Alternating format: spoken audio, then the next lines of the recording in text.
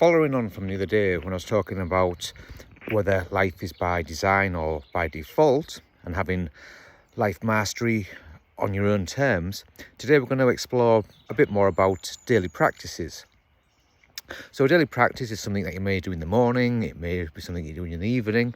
I just thought I'd share a few examples because it's these little things that we engineer into our day that makes all those differences. Again, going back to this 1% principle, this 1% of improvement here and there has that compounding effect over time, and life can radically change, and take you to new places.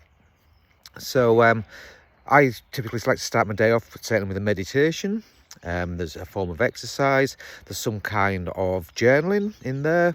I'd either read a book or I prefer to listen to an audiobook. Sometimes I do coffee enemas, so a coffee enema whilst listening to an audiobook, whilst doing stretches. So it's a way of sort of like stacking these kinds of activities up. Now I appreciate that to actually be spending time doing all these things in the morning is something that may not be favoured by some, but it's the actual benefits well outweigh the actual sacrifice. So it may be a case of getting up that little bit earlier to do these practices, or find instead of because we're adding new things, what can we actually subtract out? So, having these morning practices of things to do, but what is it we can actually stop doing? So do we need to be sort of like sat glued to the news in the morning? Do we need to be scrolling through Facebook in the morning? Do we need to be doing this, that or the other first thing? What is it that we can actually stop to actually make time for these practices? So morning practices, there's some examples there. And then for the evening, it could be simple things like people might have prayers, blessings. There might be like forgiveness exercises. Certainly I talked the other day about gratitudes and appreciation. That's a beautiful thing that I do before bedtime. And sometimes when you stay in a hotel, you have the whole turn down service. Somebody comes in, puts a mint on your pillow and turns your bed down, closes the curtains, things. Sometimes I will actually purposely make sure that I've got the bedroom set right, so it's the right temperature. I've sprayed something that's going to help me to sleep and to settle and to clear the energy in the room.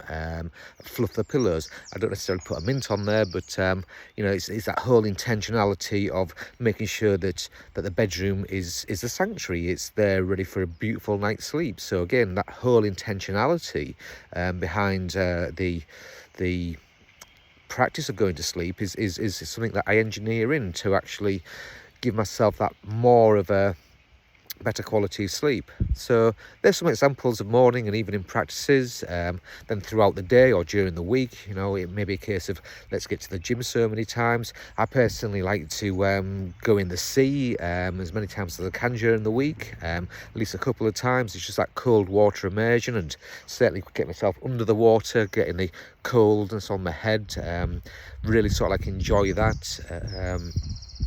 Lots of health benefits for cold immersion, and also breath retention. So what is it that you can actually be doing today, and more so, what can you stop doing in order to actually make time for these daily kind of practices? If there's things that I haven't mentioned, please list below in the comments of things that are working for you, and what you're intending to commit to, or what you're intending to stop committing to. Okay, I hope all that made sense. Again, any questions, please do reach out. Feel free to like, share, and so on. And so sending lots of love, and I'll see you on the next video. Ciao for now.